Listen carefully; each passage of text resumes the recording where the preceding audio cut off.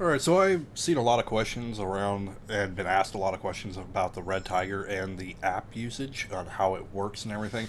It is very, very simple. First, you need to stop the recording, go into your app screen. What you're going to do is you're going to go over to the Wi-Fi. You're going to click that on, and then it's going to turn the Wi-Fi on. At that point, you're going to connect it with your phone.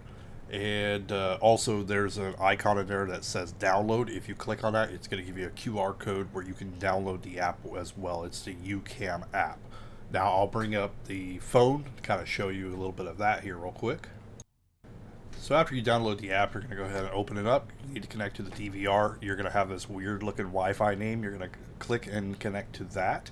And then you'll be able to connect to the dash cam. Everything the dash cam sees, you'll see right on the screen here.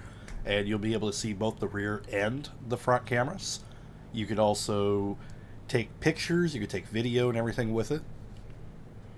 Where everything's going to be saved onto the micro SD card. You'll be able to see all your different videos that it has recorded, plus all your photos, which is pretty nice. And then within the app, you have the option to watch the video from here. You can also download them straight to your phone. You just got to click that little arrow up at the right hand corner. When you click that, it's going to start downloading. Now, I will warn you, it is a little slow over the Wi-Fi to send it over to your phone. If you want to download it a lot faster, take the SD card out, put it in your computer.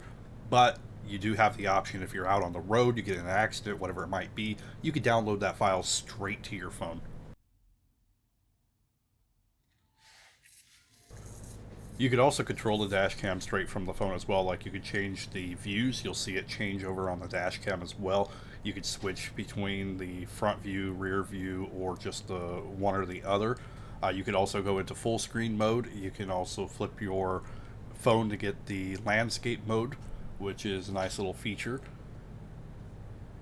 And then we'll take a look at the settings. You can't change the Wi-Fi name, but you can set the Wi-Fi password to something else. I'm going to leave it alone for now. And you could also do video resolution. You can change it right here in the app. So you got different options there. I use 1440 because it doesn't use quite as much memory. You could also do loop recording. So you could do 1 minute, 3 minutes, or 5 minutes. You could also do the watermark, the sensor, and there's also the parking monitor, but you do have to hardwire it into your car for that to work. You can also format your SD card right in here as well. Overall, these are pretty much all the features.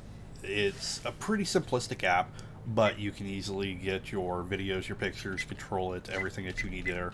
Anyway, that was just a really quick overview of using the app itself. And here's where you would find the QR code to download. Now, if you are interested in the longer review, you can click that other video. Anyway, I hope this does answer some of the questions that I was receiving. I did have a couple comments on that video about it, and I wanted to address the app itself. Anyway, thank you for watching. I will put a link down below if you are interested in this dash cam. It is the best one that I have personally used.